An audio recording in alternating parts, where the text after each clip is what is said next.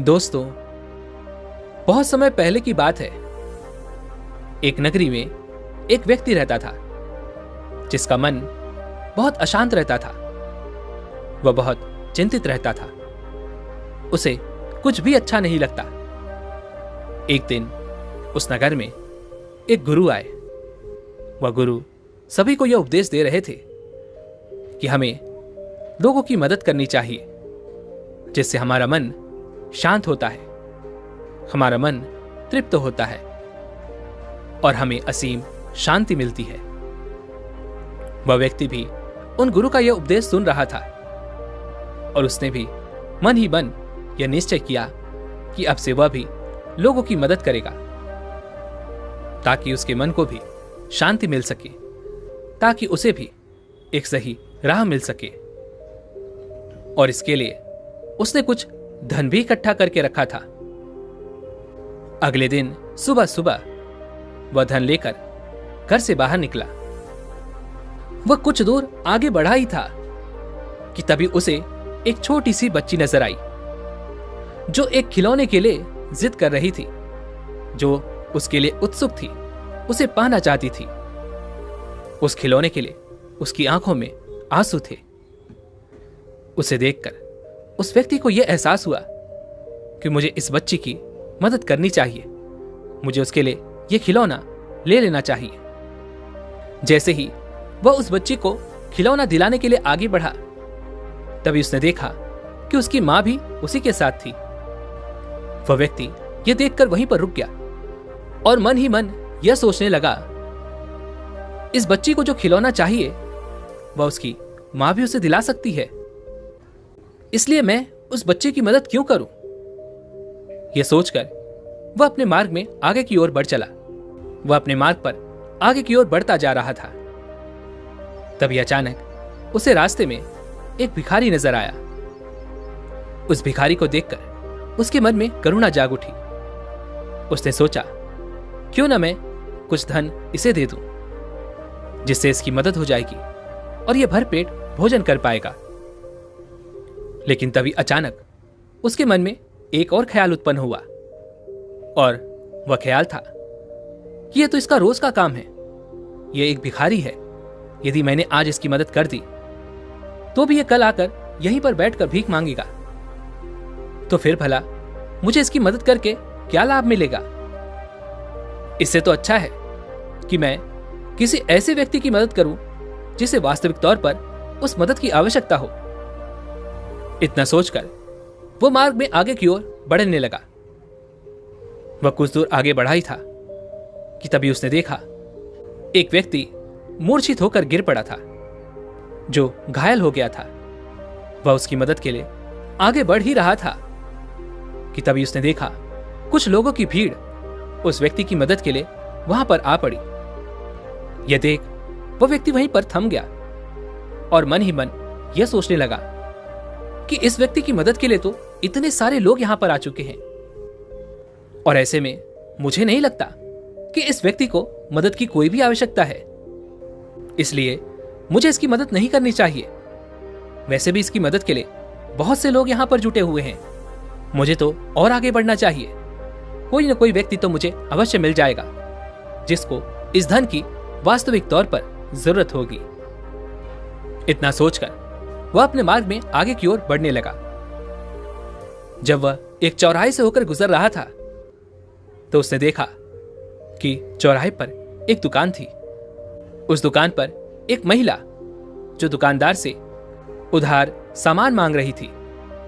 लेकिन वह दुकानदार उस औरत से कहता है, मैं तुम्हें और उधारी सामान नहीं दे सकता, क्योंकि तुमने अब तक पिछला बकाया भी पूरा नहीं किया है, और ऊपर से तुम और उधारी सामान मांग रही हो।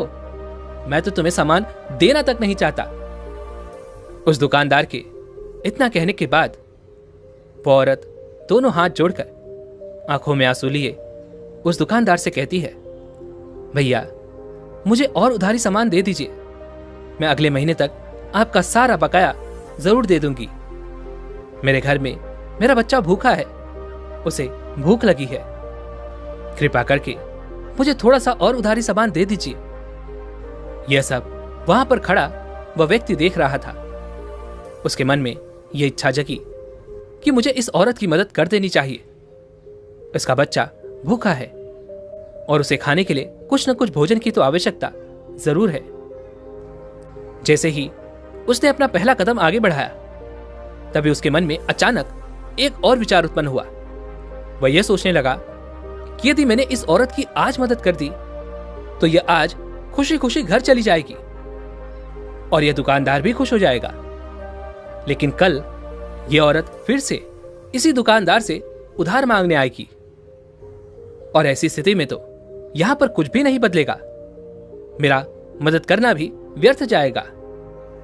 इसलिए यहां पर जैसा है वैसा ही रहने दो। मुझे तो किसी और की मदद करनी चाहिए जिसे वास्तविक तौर पर इसकी जरूरत हो। वह यह सोचकर आगे की ओर बढ़ने लगा। जैसे ही वह 2-3 कदम आगे बढ़ा, हर कदम के साथ उसका मन बहुत बेचैन होता जा रहा था। उसके भीतर से आवाज आ रही थी कि मुझे इस औरत की मदद कर देनी चाहिए। वह अपने भीतर की आवाज सुनकर जैसे ही पीछे की ओर मुड़ता है, तभी वह देखता है कि वह दुकानदार उस औरत को उधारी सामान दे रहा है। यह देखकर वह व्यक्ति भी बहुत खुश हो जाता है और मन ही मन यह सोचता है कि चलो कोई बात नहीं, मैंने मदद ना की तो ना सही, लेकिन वह दुकानदार तो बड़ा दयालु निकला। इतना उधारी सामान लेने के बाद भी वह उस पर दया कर रहा है, उसे और उधारी सामान दे रहा है। इतना सोचकर वह आगे की ओर बढ़ने लगा और वह यह सोच रहा था कि आगे तो उसे कोई ना कोई जरूर मिल जाएगा जिसे उस धन की वास्तविक तौर पर जरूरत होगी। ऐसा करते करते पूरा दिन निकल गया, लेकिन उसे ऐसा कोई नहीं मिला जिसकी वह मदद कर सके, जिसे उस मदद की वास्तविक तौर पर आवश्यकता हो। और देखते ही देखते वह वापस घर की ओर लौट आया। घर पर बैठकर वह एकांत में यह सोच रहा था कि मैं गलत था। मैं सोचता था कि इस दुनिया में हर किसी को मदद की जरूरत है, लेकिन आज जब मैं मदद करने निकला तो आज जो कुछ भी मैंने देखा वह सब बिल्कुल उल्टा था। इस दुनिया में किसी को मदद की जरूरत नहीं है, तो फिर मैं भला अपना समय यूं ही व्यर्थ क्यों करूं? लेकिन तभी उसके मन में एक और विचार आया। उसने सोचा कि मैं उन गुरुवर के पास चलता हूं और उन्हीं से पूछता हूं कि मैंने जो किया क्या वो सही था या गलत।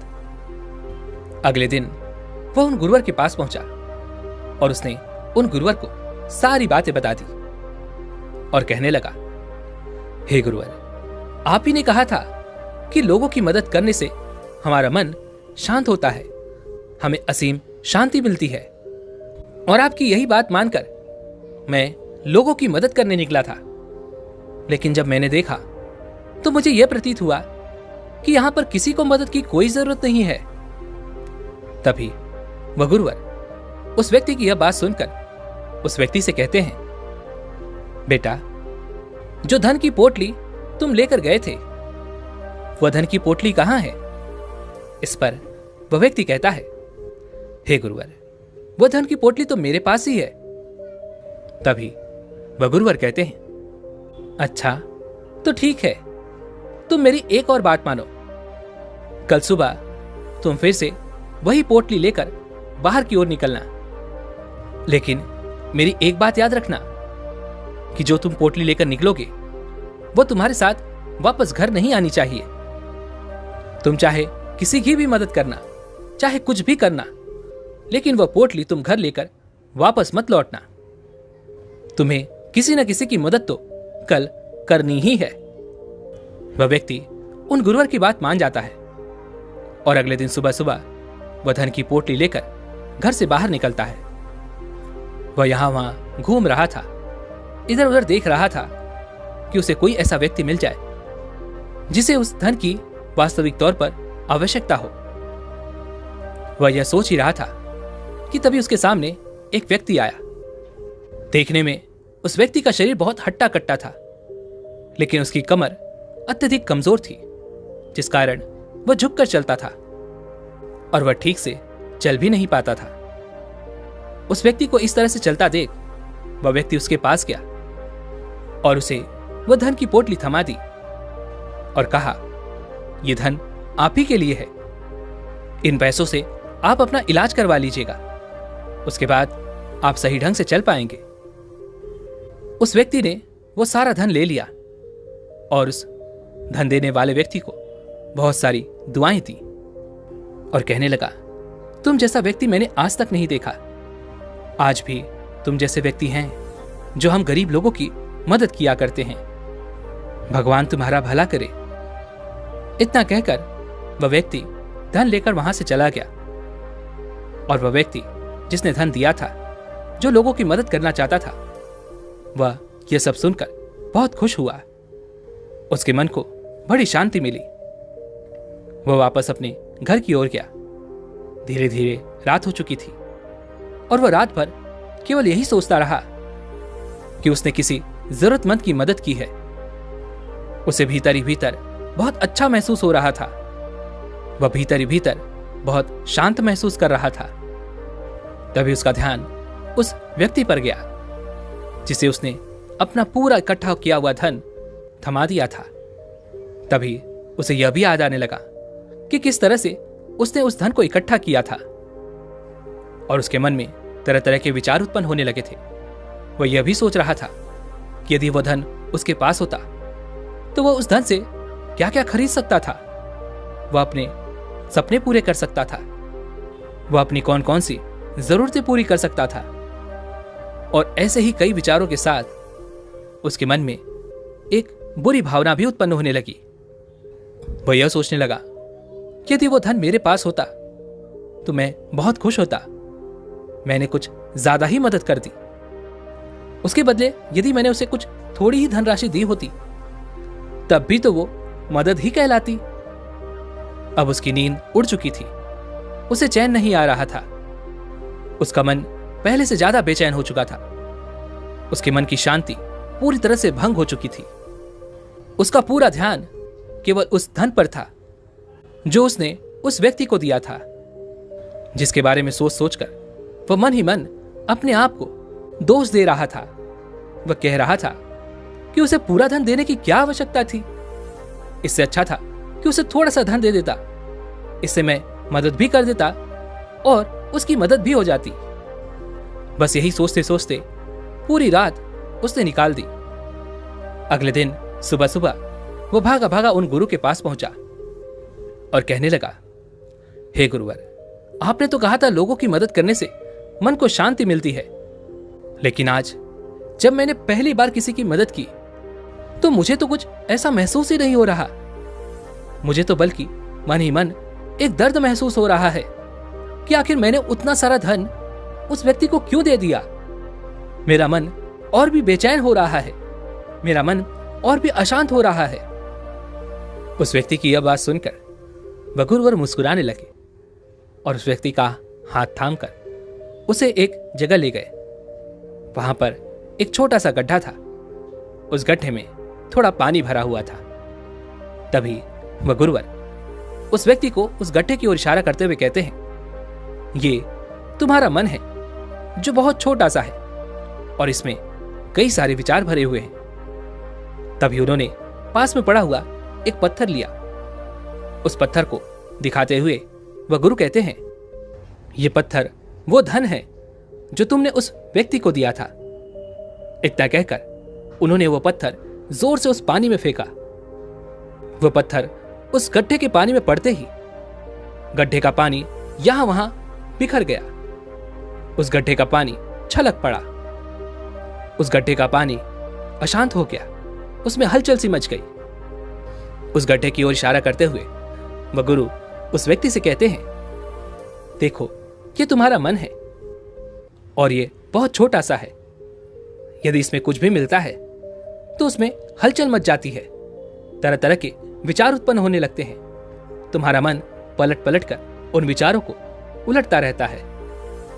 जिस प्रकार ये छोटा सा गड्ढा तुम्हें नजर आ रहा है, इसके अंदर के पानी में जो हलचल मची हुई है, वही हलचल तुम्हारे भीतर, तुम्हारे मन में भी मची है। इतना कहकर वह गुरुवर उस व्यक्ति का हाथ थामकर उसी पास ही के समुद्र के किनारे ले गए और उस व्यक्ति से कहने लगे, तुम ये समुद्र देख रहे हो? इसमें उठने वाली लहरें देख रहे हो? यहां तो हमें कोई पत्थर फेंकने की भी आवश्यकता नहीं। यह तो पहले से ही व्यस्त है, इसमें तो पहले से ही हलचल मची हुई है। लेकिन यदि मान लो कि मैं तुम्हारे उस धन रूपी पत्थर को इस समुद्र में फेंक दूं, तो क्या होगा? यदि तुम्हारा मन भी इस समुद्र की तरह बन जाए तो किनारे पर आने वाली लहरें तुम देख सकते हो, अर्थात तुम्हारे अंदर उठने वाले विचारों को तुम देख सकते हो, समझ सकते हो। लेकिन इसके बावजूद जैसे एक समुद्र अपनी गहराई में शांत होता है, ठीक वैसे ही शांत तुम्हारा मन भी हो सकता है। फिर चाहे उस समुद्र में कुछ भी क्यों ना हो रहा हो, लेकिन उसका असर उसकी गहराई पर कभी नहीं पड़ता। वह हर परिस्थिति को, हर स्थितियों को स्वीकार करता है।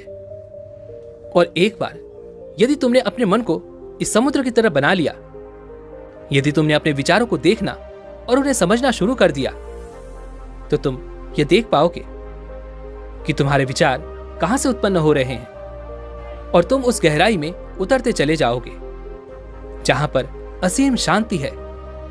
फिर चाहे ऊपर कुछ भी क्यों ना चल रहा हो, लेकिन उससे तुम्हारी शांति कभी भंग नहीं होगी। गुरु की यह बात उस व्यक्ति को समझ में तो आ गई, लेकिन अब भी उसका मन अशांत था, क्योंकि उसकी नजरों में उसने अपना धन खोया था जो उसने मदद के तौर पर उस व्यक्ति को दिया था।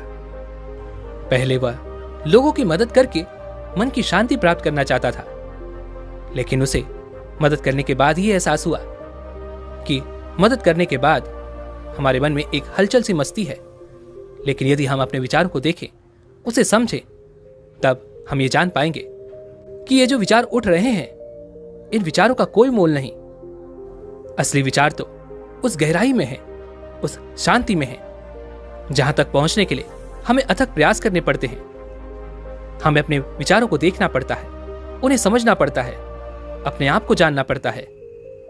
जिस कारण उस व्यक्ति का मन बहुत बेचैन था, उसके मन को शांति नहीं मिल रही थी।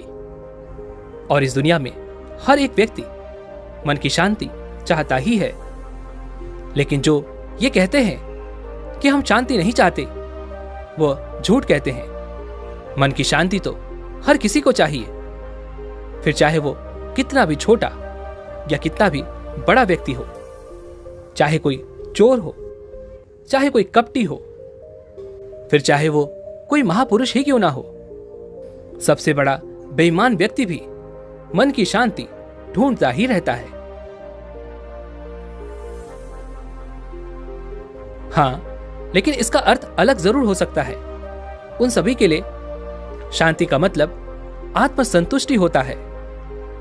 जिस प्रकार एक शराबी शराब के लिए अपने घर में अपनी पत्नी, अपने बच्चों को मारता पीटता है, उनसे लड़ाई करता है, झगड़ा करता है, क्योंकि उसका मन बेचैन है, वह संतुष्ट नहीं है, उसके जीवन में शांति नहीं है। तभी वह अपने एक मित्र से मिलता है जो उसे शराब पिलाता है। शराब पीने के बाद उसके मन को शांति मिलने लगती है, वह संतुष्ट होने लगता है। उसे लगता है कि वह कोई अमृत पी रहा है, और देखते ही देखते उसका मन पूरी तरह शांत हो जाता है और वह शांति से सो जाता है। लेकिन दूसरी तरफ कुछ ऐसे भी व्यक्ति होते हैं जो शराब पीने के बाद चीखते हैं, चिल्लाते हैं, मारते हैं, पीटते हैं, लड़ाई झगड़े करते हैं, और वह इसलिए है क्योंकि उनकी शांति दूसरों को अपशब्द कहने में, दूसरों को भला बुरा कहने में, दूसरों से लड़ाई झगड़े करने में है। और वह जब होश में होते हैं तब वह ऐसा कुछ नहीं कर पाते। नशे के कारण वह अपनी मन की सारी भड़ास निकालकर अपने मन को शांति प्रदान करते हैं। ठीक इसी प्रकार एक चोर इस कारण बेचैन होता है कि आज उसे चोरी का कोई अवसर नहीं मिल पाया, और अब जब तक वह चोरी नहीं करेगा तब तक उसका मन बेचैन ही रहेगा, अशांत ही रहेगा। एक बेईमान व्यक्ति भी इसी प्रकार अपने मन की शांति ढूंढता रहता है। उसे रिश्वत के पैसे चाहिए। यदि उसे कोई रिश्वत नहीं देगा तो उसका मन अशांत रहेगा, बेचैन रहेगा, क्योंकि उसे तो ऊपर की कमाई करनी है। बिना ऊपर की कमाई के उसके मन को कोई शांति नहीं। और ऐसा नहीं है कि कोई ईमानदार व्यक्ति भी पूरी तरह से शांत होता है, बल्कि वह भी अपने जीवन में संतुष्टि प्राप्त करना ही चाहता है। वह भी अपने मन की शांति प्राप्त करना चाहता है। वह चाहता है कि उसकी ईमानदारी पर कोई भी उंगली ना उठा सके। यदि किसी ने ऐसा किया तो उसका मन बेचैन हो जाता है, उसका मन अशांत हो जाता है। जब कोई उसकी ईमानदारी की बात करना बंद कर देता है तो वह बेचैन हो जाता है। इसी प्रकार इस दुनिया में चाहे कोई भी हो, हर व्यक्ति को मन की शांति चाहिए ही। बिना संतुष्टि के ये जीवन नहीं चल सकता। लेकिन हमारी समस्या तो इतनी सी है कि हम एक बार संतुष्ट होकर दूसरी बार संतुष्टि की ओर भागने लगते हैं। हम हर बार संतुष्टि चाहते हैं, मन की शांति चाहते हैं। उसे पाने के लिए हम इसी चक्रव्यूह में फंसते चले जाते हैं। जिस प्रकार एक बेईमान व्यक्ति जब पहली बार रिश्वत लेता है तो उसके मन को बहुत शांति मिलती है, उसका मन बहुत खुश हो जाता है, उसके मन को संतुष्टि मिलती है। और ऐसा नहीं है कि वह केवल एक ही बार रिश्वत लेगा। एक बार रिश्वत लेने के बाद वह बार बार इसी गलती को दोहराएगा ताकि उसका मन शांत रहे, संतुष्ट रहे, और उसे हर बार अधिक रिश्वत चाहिए। लेकिन जब हम इसे अलग होकर देखते हैं, जब हम इसे गहराई से देखते हैं, तब हमें पता चलता है कि हम सब तो एक दौड़ में शामिल हैं। ये एक ऐसी दौड़ है जहां पर हर कोई परम शांति चाहता है, संतुष्टि चाहता है। एक ऐसी शांति जो हमारे मन में हमेशा बनी रहे, जो कभी भंग ना हो, जो कभी ना टूटे। इसी कारणवश हम छोटी छोटी चीजों में संतुष्टि ढूंढते रहते हैं, छोटी छोटी चीजों से संतुष्ट रहते हैं ताकि हम क्षण भर में उस शांति को प्राप्त कर सकें। लेकिन हम यह भूल जाते हैं कि वह पल कुछ ही समय का है। वो आता है और चला जाता है, और हम वहीं के वहीं रह जाते हैं जहां हम पहले खड़े थे। हम सभी मन की संतुष्टि और उस शांति को बाहर की ओर ढूंढते हैं, लेकिन हम में से अधिकांश लोगों को इस वास्तविकता का तो ज्ञान होगा ही कि शांति कहीं बाहर नहीं बल्कि हमारे भीतर होती है। लेकिन फिर भी हम उसे बाहर ढूंढने का प्रयास करते रहते हैं। हम उसे कभी अपने भीतर नहीं ढूंढते। और सबसे खास बात तो यह है कि जो शांति हमारे भीतर है उसी को ढूंढते हुए हम अशांत हो जाते हैं, हमारा मन बेचैन हो जाता है।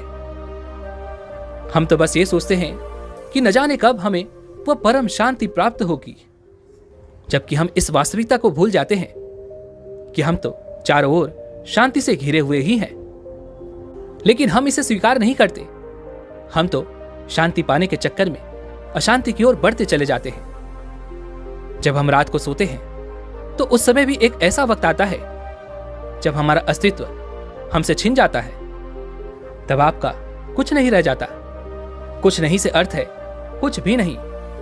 ना कोई विचार, ना कोई समस्याएं, ना कोई बंधन, ना ही कोई रिश्ता, कुछ भी नहीं। ऐसे वक्त पर क्या आप अशांत हो सकते हैं? बिल्कुल नहीं, क्योंकि अशांत होने के लिए आपके अस्तित्व का होना जरूरी है। और जब आप एक बार अस्तित्व में आते हैं तो आपका मन फिर से अशांत हो जाता है। आप फिर असंतुष्ट हो जाते हैं। जैसे ही नींद में आपको कोई सपना नजर आता है जो आपके लिए अच्छा ना हो, तो आपका मन अशांत होने लगता है। आप बेचैन होने लगते हैं, क्योंकि वह सपना आपके अस्तित्व से जुड़ा होता है। दोस्तों, महात्मा बुद्ध कहते हैं, मनुष्य 84 प्रकार की समस्याओं से घिरा हुआ है। इनमें से 83 समस्याओं का कोई समाधान नहीं, जबकि 84 समस्या का समाधान किया जा सकता है। और यह 84 समस्या यह है कि हमारे जीवन में कोई समस्या ही ना हो। और जब आप इसे वास्तविक तौर पर देख पाते हैं, समझ पाते हैं और इस समस्या का समाधान कर पाते हैं, इससे ऊपर उठ पाते हैं, तब आपके जीवन में कोई भी समस्या नहीं रह जाती, जिससे हमारा मन शांत होने लगता है और हम संतुष्टि को प्राप्त करते हैं। लेकिन हम में से अधिकांशतः लोग जब अपनी समस्याओं को देखते हैं तो वह देखना समझना बंद कर देते हैं और ज्यादातर लोग इसी कारणवश समस्या के जाल में फंसते चले जाते हैं। हर समस्या से कैसे भी बाहर आना चाहते हैं, बिना ये जाने, बिना ये समझे कि आखिर ये समस्या क्या है, कहां से उत्पन्न हुई है और इसका समाधान क्या है। इस समस्या से हमारे जीवन में क्या बदलाव आ रहा है और क्या वास्तविक तौर पर जितना हम सोच रहे हैं ये समस्या उतनी बड़ी है। यदि हम चाहें तो शांत होकर इन सभी सवालों का जवाब ढूंढ सकते हैं और अपनी समस्या का समाधान भी हम स्वयं ही कर सकते हैं। और यदि हम अपनी बात करें कि हम कैसे शांति को प्राप्त कर सकते हैं, तो इसका बड़ा सीधा और सरल जवाब है। आप इस सवाल का जवाब जानना चाहते हैं तो आप ये भी जानते होंगे कि आपने उस शांति को अनुभव किया है, तभी तो आप इस अशांति को महसूस कर पा रहे हैं। इसका साफ अर्थ यह है कि आप इससे पहले शांत रहे होंगे, आपका मन शांत रहा होगा, इसीलिए तो आप इस अशांति को अनुभव कर पा रहे हैं। तो आपको केवल बस देखने की कोशिश करनी है, शांत होने की नहीं। शांत तो आप अपने आप ही हो जाएंगे। जब आपका मालिक आपको भला बुरा कहता है, जब आप काम पर जाते हैं, आपसे कोई गलती या जब देरी हो जाती है, तो आपका मालिक अवश्य ही आपसे कुछ न कुछ तो कहता होगा। और जब वह भला बुरा कहता है, आपसे अपशब्द कहता है, तब आपको उसकी आवाज पर ध्यान देना चाहिए, उसके शब्दों पर ध्यान देना चाहिए। वो शब्द जो आपके कानों में पड़ रहे हैं, उसके हाव भाव को देखना चाहिए। यदि कोई शब्द आपके अंदर उतर रहा है और उस शब्द से जो आपके अंदर भावनाएं उत्पन्न हो रही हैं, उस समय की उस स्थिति को महसूस कीजिए।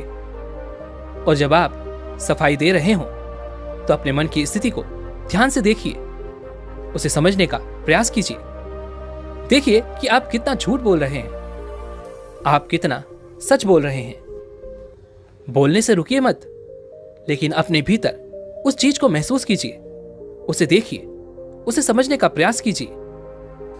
जब आप किसी भीड़ भाड़ वाली जगह पर होते हैं तो ध्यान से देखिए, सभी लोग कुछ न कुछ कह रहे होंगे, कुछ न कुछ कर रहे होंगे, किसी न किसी से बातें कर रहे होंगे। तब आप कुछ मत कहिए, आंखें बंद कीजिए और अपने कानों पर ध्यान दीजिए। और वहां पर मिलजुल कर जो सारी आवाजें एक साथ आपके कानों में पड़ रही है, उस पर ध्यान दीजिए। सबको एक साथ अपने कानों पर गिरते हुए महसूस कीजिए। जब आप ऐसा करेंगे तो आप महसूस कर पाएंगे कि आप उस भीड़ से बिल्कुल अलग हैं। जब आपको क्रोध आ जाए, आप किसी से लड़ बैठें, किसी से झगड़ बैठें, तो उसके बाद अपनी तेजी से चलती हुई सांसों पर ध्यान दीजिए। अपने अंदर हलचल को महसूस कीजिए। उन विचारों पर ध्यान दीजिए जो क्रोध के कारण आपके भीतर पनप रहे हैं। तब तो आपके भीतर तरह तरह के विचार उत्पन्न होते हैं। आप ये सोचते हैं कि आपको यदि रोका ना गया होता तो आज आपने उसे सबक सिखा दिया होता। आपके सामने कोई नहीं टिक पाता। ऐसे समय पर अपने ऊपर ध्यान देना बहुत आवश्यक है। उन भावनाओं को देखना बहुत आवश्यक है जिनके कारण यह सब हो रहा है। शांति कहीं बाहर नहीं होती, इसे बाहर ढूंढने का प्रयास व्यर्थ है। यह तो आपके भीतर ही है। आपको केवल अपने भीतर की ओर देखने की क्षमता को बढ़ाने की आवश्यकता है, इसे विकसित करने की आवश्यकता है। शांति तो स्वतः ही आपको मिल जाएगी। आप बहुत खास हैं, इस बात को समझने का प्रयास करें। आप खुद पर ध्यान दें, क्योंकि दूसरों पर तो हर कोई ध्यान देता है। दूसरे क्या कर रहे हैं, क्यों कर रहे हैं, कितना कमा रहे हैं, कहां जा रहे हैं, यह तो हर कोई देख रहा है। लेकिन खुद पर कौन ध्यान दे रहा है? खुद की हरकतों पर कौन नजर रखे हुए है? यह देखना बहुत आवश्यक है। दूसरों के बारे में अंदाजा लगाने से अच्छा है कि आप खुद के विचार देखें, खुद को समझें, खुद को परखें। तभी आप अपने भीतर की शांति को पहचान सकेंगे, उसे परम शांति में बदल पाएंगे। दोस्तों, उम्मीद है कि आपने आज की इस वीडियो से जरूर कुछ ना कुछ सीखा होगा। तो इस वीडियो को लाइक और अपने दोस्तों के साथ शेयर करना ना भूलें और हमें ऐसे ही सपोर्ट करने के लिए चैनल को सब्सक्राइब और घंटी बटन को भी जरूर दबा दें। तो चलिए मिलते हैं ऐसे एक और वीडियो में, तब तक के लिए अपना ख्याल रखें। धन्यवाद।